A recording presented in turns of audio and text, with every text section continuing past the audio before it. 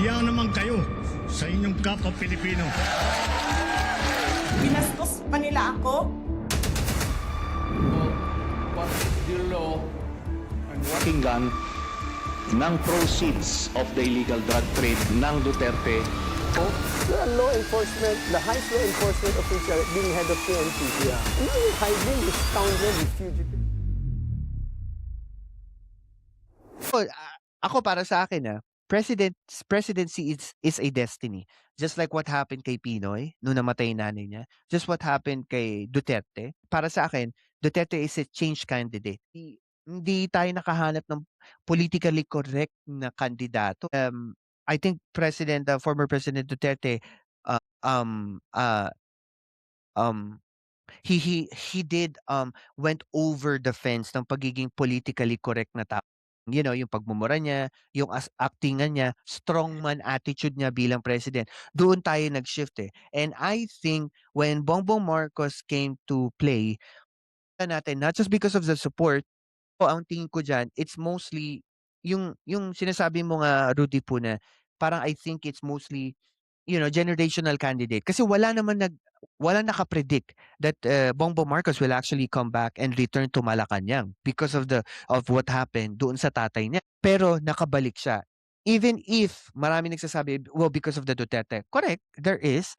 Pero alam naman natin,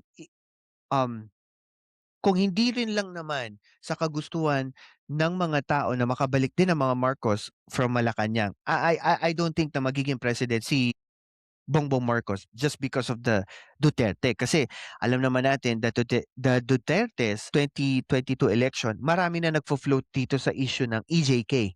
So there's a political baggage. Then, tingin ko, hindi lang natin yun ma-distinguish just because of the support from the Duterte. So I think there is still a question kung sino yung magiging Trojan horse or sabi nga ni Rudy po na magiging generational candidate. Yes, it's hard, pero para sa akin, mas gusto ko na ang lalabas na maaring lumaban kay VP Sara for presidency. Gusto ko yung tipong hindi natin inaakala, 'di ba? Yung darating na lang bigla. Kasi mas gusto ko yung how can I say it? Fresh mind, fresh thinking kung paano patatakbuhin ang gobyerno. When PGMA came to play, ang focus niya, economy. Kasi ekonomista mostly nag-focus siya sa economy. Pumasok si Pinoy, nag-focus siya saan? Sa pananalapi.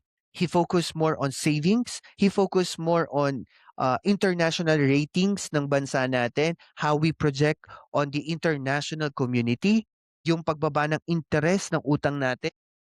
'Di ba? Yun yung finocus niya. That's what I'm looking for, a new set of eyes sa bagong kandidato, yung generational candidate nga na tinatawag mo, na I'm looking for a different perspective. How we can run a good governance campaign sa gobyerno na 'to, sa susunod na kandidato. Gagamitin ba yung playbook ni Pinoy kung walang kurap, walang mahirap or daang matuwid, o yung strict law and order ni Pangulong Duterte, or the negotiating tactics na ginagawa ngayon ni Pangulong Bongbong Marcos? So we don't know what's gonna play a role dito sa susunod na kandidato. Pero everything is it's in a futuristic way.